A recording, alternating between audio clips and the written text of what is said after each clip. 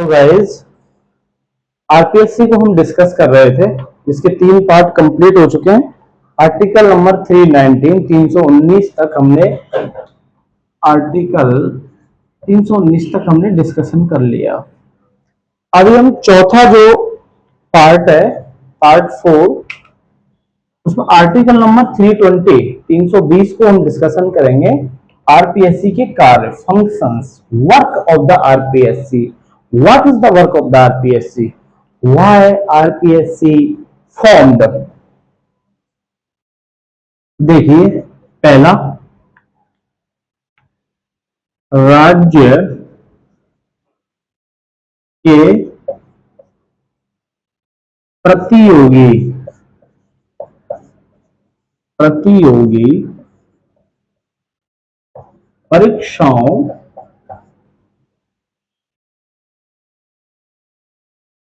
को कराना, जिसमें सिविल सर्विसेज और सिविल पोस्ट्स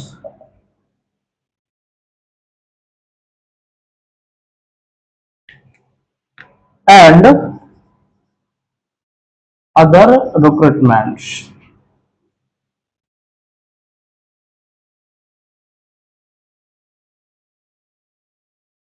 देखिए,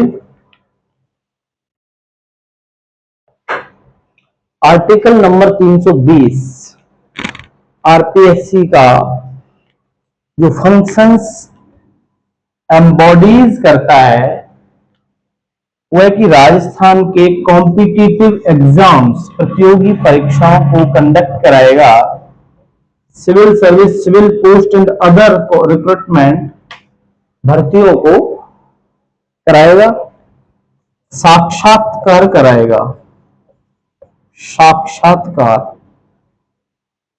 साक्षात्कार कराएगा, interview.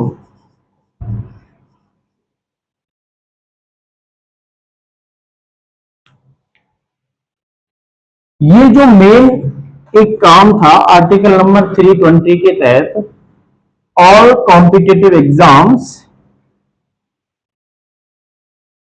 Including posts of civil services and civil post. मेरा कहने का मतलब है, सिविल सर्विस और सिविल पोस्ट और अदर रिक्रूटमेंट, वैसे कह सकते हैं कि सेकंड ग्रेड तक के जो एग्जाम्स हैं, उनको आरपीएससी कंडक्ट कराता है, इंटरव्यू कंडक्ट कराता है, इंटरव्यू कंडक्ट कराता है। इसके अलावा जो कार्मिक प्रबंधन है, कार्मिक प्रबंधन आरपीएससी से निम्न मामलों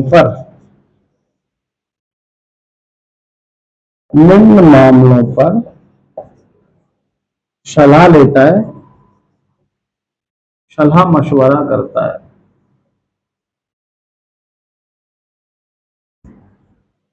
पहला, प्रतियोगी परीक्षाएं कराता है, साक्षात्कार कराता है, सिविल सर्विस और सिविल पोस्ट के जो एग्जाम्स हैं उनको कंडक्ट कराता है, भर्ती कंडक्ट कराता है, इंटरव्यू कंडक्ट कराता है। कार्मिक विभाग, कार्मिक मैनेजमेंट आरपीएससी से, राजस्थान लोक सेवा आयोग से निम्न मामलों पर सलाह मशवरा करता है। जैसे पहला, सिविल सर्विस और सिविल पोस्ट, इनको हिंदी में सिविल सर्विस और सिविल पोस्ट के भर्ती के लिए माध्यम, मेथड। देखिए, सिविल सर्विस और सिविल पोस्ट भर्ती के लिए कौन सा माध्यम यूज किया जाना चाहिए, किस मीडियम से ये रिक्रूटमेंट होनी चाहिए, भर्ती होनी चाहिए, इसके बारे में आरपीएससी से कंसल्ट करता है, सलाह लेता है, सलाह मशवरा करता है। दूसरा,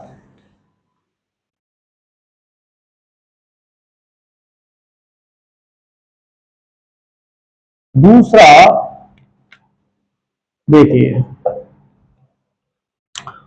दूसरा जो काम है कि वो प्रिंसिपल्स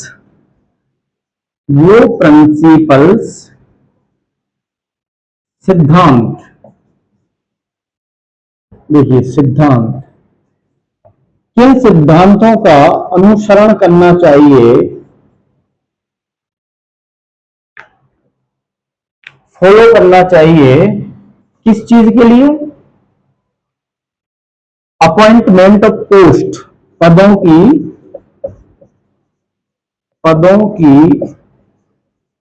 नियुक्ति के लिए, पदों की नियुक्ति के लिए,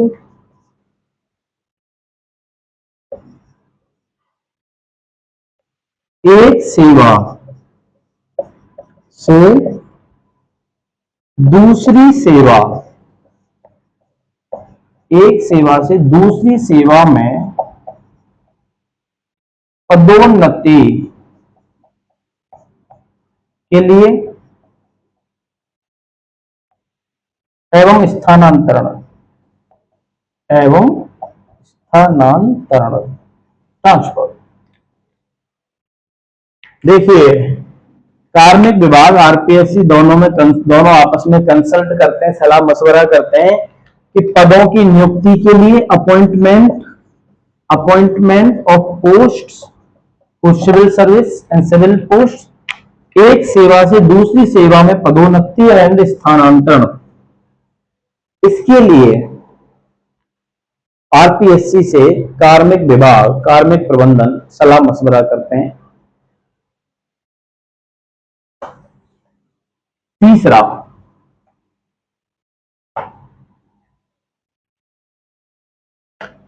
तीसरा है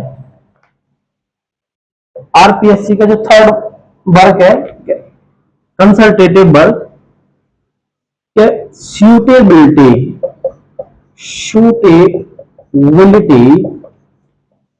ऑफ कैंडिडेट्स। देखिए जो सिविल सर्विसेज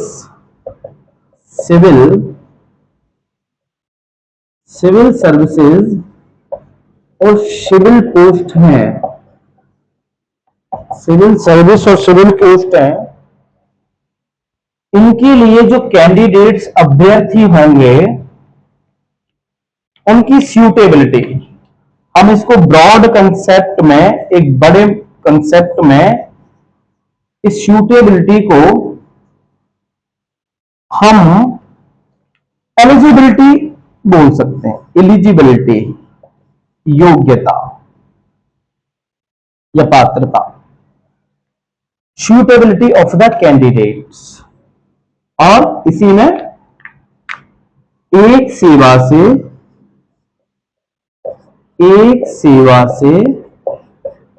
दूसरी सेवा में पदोन्नति एवं स्थानांतरण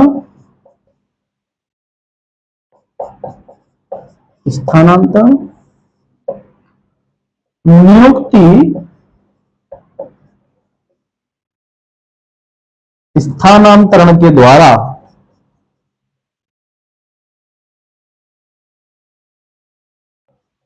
एवं डेप्यूटेशन के द्वारा। देखिए जो कैंडिडेट्स हैं सिविल सर्विस और सिविल पोस्ट के लिए, उनकी सूटेबिलिटी तय करना, हम ब्रॉड कंसेप्ट में ये कह सकते हैं कि एलिजिबिलिटी, एक सेवा से दूसरी सेवा में कर्मचारियों का पदोन्नति, स्थानांतरण, नियुक्ति बाय स्थानांतरण and deputation, appointment by transfer and deputation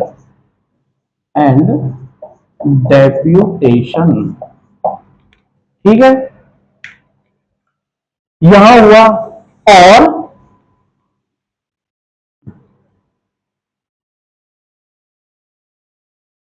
इसके अलावा देखिए, कोई भी संबंधित विभाग है, संबंधित विभाग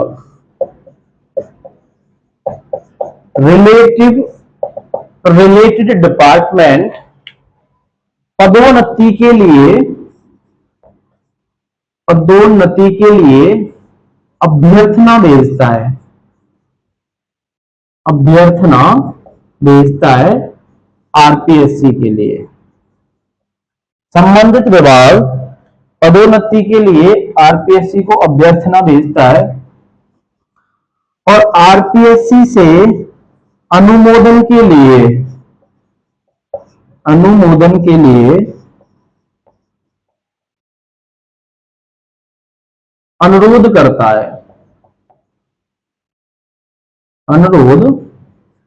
करता है। ये तीसरा वर्ग हमने देखा। चौथा अभी यहां देखेंगे। कोई भी संबंधित विभाग है वो एक अभ्यर्थना भेजेगा पदोन्नति के लिए और आरपीएससी से अनुमोदन के लिए रिक्वेस्ट करेगा, अनुरोध करेगा। चौथा का जो वर्ग है वो क्या है कि कोई भी राज्य सरकार का कर्मचारी है,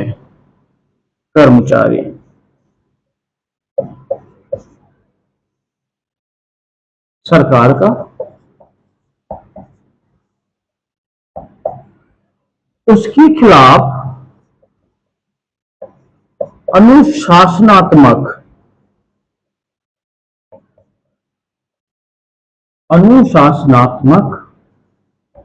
कार्रवाई हुई है, जिसको हम डिसिप्लिनरी एक्शन बोलते हैं। कोई भी राजस्थान सरकार का कर्मचारी है फॉर्मल सेक्टर का,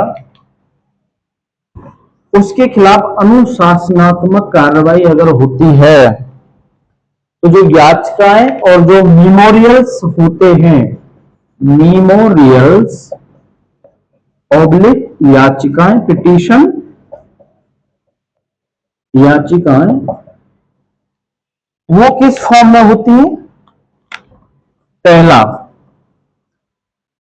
निंदा, दूसरा वेतन बढ़ोतरी को रोकना,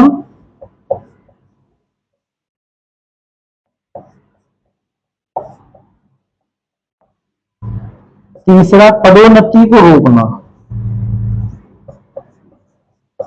पदोन्नति को रोकना, और चौथा एसेंशियल सेवानिवृत्ति,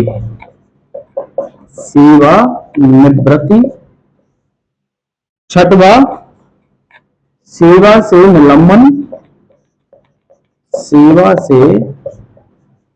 निलंबन, एंड सातवां सेवा से बर्खास्तगी,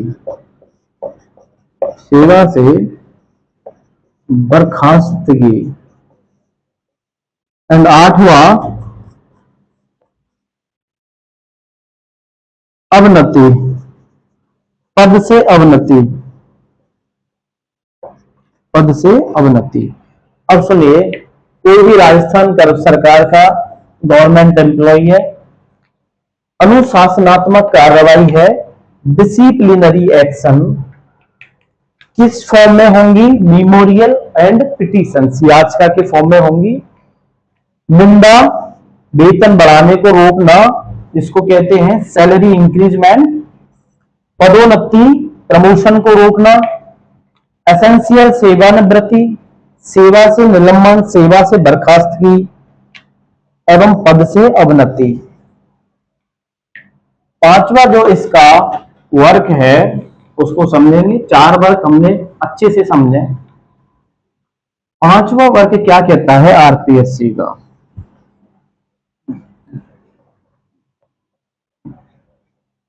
देखिए पांचवा जो वर्क है, कोई भी कर्मचारी है, any employment in government sector Rajasthan. हम राजस्थान लोक सेवा आयोग की बात कर रहे हैं, आप बिल्कुल कंफ्यूज ना हो। We are talking about RPSC. तो जो एम्प्लॉय होंगे राजस्थान गवर्नमेंट के अंडर में होंगे, इस एम्प्लॉय ने अपने कर्तव्यों के निर्वहन के दौरान, कोई भी एम्प्लॉय है, गवर्नमेंट एम्प्लॉय है, उसका एक पर्टिकुलर वर्क होता है किसी भी डिपार्टमेंट में, एनी डिपार्टमेंट। वो अपने कर्तव्यों का निर्वहन करते दौरान अगर उस पर एलिगेशंस लगे हैं, कोई भी आरोप लगे हैं उस वर्क को करने के दौरान, देखिए एलिगेशंस पर्टिकुलर पर्सनल लाइफ में नहीं लगे। आप ऐसे नहीं बोलोगे कि उसने लड़ाई कर ली कहीं पे या उस पर क्रिमिनल या सिविल केसेस हैं पर्टिकुलर पर्सनल मैटर के, नहीं। अपने कर्तव्यों का निर्वहन कर रहा है, जिस पद के लिए वो नियुक्त हुआ है, उसकी एम्प्लॉयमेंट हुई है, नियुक्ति हुई है, उस काम को करते हुए उसी काम के रिलेट संबंध में, उसी काम के संबंध में, उसी काम के संबंध में उस पर आरोप लगे, एलिगेशंस लगे। अब उन एलिगेशंस को से डिफेंस करने के लिए, एलिगेशन से डिफेंस करने के लिए, रक्षा करने के लिए उसने किसी भी माध्यम को चुना, या तो कोर्ट को चुना या कोई और मीडियम है, डिपार्टमेंटल और भी कोई मीडियम हो सकता है या कोर्ट हो सकता है। अपने सेल्फ बचाव के लिए, बचाव करने के लिए उस आरोप से जो उसको अपने कर्तव्य का निर्वहन करते हुए लगा, तो जो भी उसका एक्सपेंस हुआ, खर्चा हुआ, वो उस खर्चे का क्लेम सरकार से करेगा कि भाई मेरा इतना खर्चा हुआ है, ये मुझे दिया जाए, गवर्नमेंट से करेगा। तो गवर्नमेंट इसके संबंध में आरपीएससी से सलाह मशवरा करेगी, सलाह लेगी। एक ये वर्क है, very important task of the RPSC in consultative way with the government of respective state. अब हम इसका एक और वर्क है, इसको डिसाइड हम डिटेल्ड में डिस्कस करेंगे। कोई भी कर्मचारी गवर्नमेंट ऑफ राजस्थान, राजस्थान सरकार का कोई भी कर्मचारी अपने कर्तव्यों का, वही अपने कर्तव्यों का, जिन वर्क के लिए उनका अपॉइंटमेंट हुआ, अपने कर्तव्यों का निर्वहन करते हुए ऐसी क्षति होती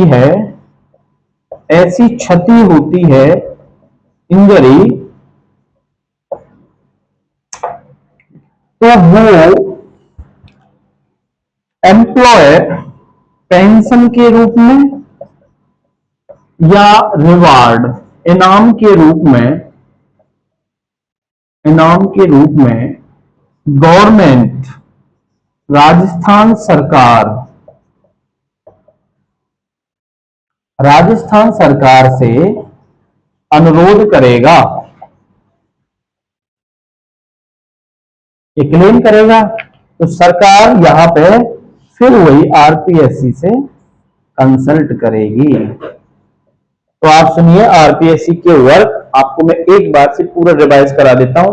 अभी हमने यहाँ डिटेल में समझे work of the RPSC in consultative way and independent way. Independent way, कोई आपके इंटरफियर नहीं होगा किसी भी बॉडी का, क्योंकि आपको अपॉइंटमेंट और रिमूवल करने के दोनों जो प्रोविजंस है कॉन्स्टिट्यूशन में एंसर्ड है। एंड लेजिस्लेचर इस चीज से बिल्कुल भी असाइड है। तो जो वर्क थे, पहला प्रतियोगी परीक्षाओं का संचालन करेगा, भर्तियां कराएगा, साक्षात्कार कराएगा, सिविल सर्विस और सिविल पोस्ट के लिए भर्तियां कराएगा, और भी भर्तियां जो इसको पर्टिकुलरली असाइन होंगी उन असाइन भर्तियों को कराएगा। अब जो कार्मिक विभाग है वो कंसल्टेटिव वे में आरपीएससी से जो इसके वर्क हैं वो पहला है कि मेथड, कौन सा मेथड है जिससे सिविल सर्विस और सिविल पोस्ट के लोगों को रिक्रूटमेंट किया जाए। दूसरा, किन प्रिंसिपल्स को फॉलो किया जाए, किस लिए, इनकी नियुक्ति करने के लिए, सिविल पोस्ट और सिविल सर्विस के लिए, एक सेवा से दूसरी सेवा में पदोन्नति के लिए और स्थानांतरण के लिए। तीसरा, सूटेबिलिटी ऑफ द कैंडिडेट, अभ्यर्थियों की सूटेबिलिटी सिविल सर्विस और सिविल पोस्ट के लिए। अभ्यर्थना, कोई भी जो पर्टिकुलर डिपार्टमेंट है, रिलेटेड डिपार्टमेंट है, वो अभ्यर्थना भेजता है पदोन्नति के लिए, अब आरपीएससी से अनुमोदन के लिए रिक्वेस्ट करता है। आरपीएससी क्या करता है, एक सेवा से दूसरी सेवा में पदोन्नति और स्थानांतरण के लिए भी काम करता है। अगर किसी कर्मचारी पर डिसिप्लिनरी एक्शन हुआ है, अनुशासनात्मक कार्रवाई हुई है, तो जो भी याचिका और मेमोरियल्स हैं उन पर डिस्कशन हुआ। पांचवा जो वर्क है कि कोई भी सरकारी कर्मचारी अपने कर्तव्यों का निर्वहन करते हुए उस दौरान लगे आरोपों से बचाव करने में जो खर्चा हुआ है उस खर्चे का क्लेम करेगा, उससे सरकार आरपीएससी से सलाह मशवरा कंसल्ट करेगी।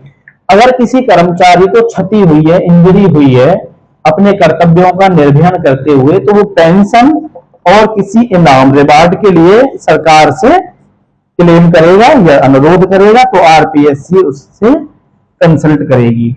ये आरपीएससी के वर्क हैं, बिल्कुल कंफ्यूज नहीं होना है, डिटेल्ड में बताया। इसके अलावा आरपीएससी के बहुत कोई वर्क बचता नहीं है।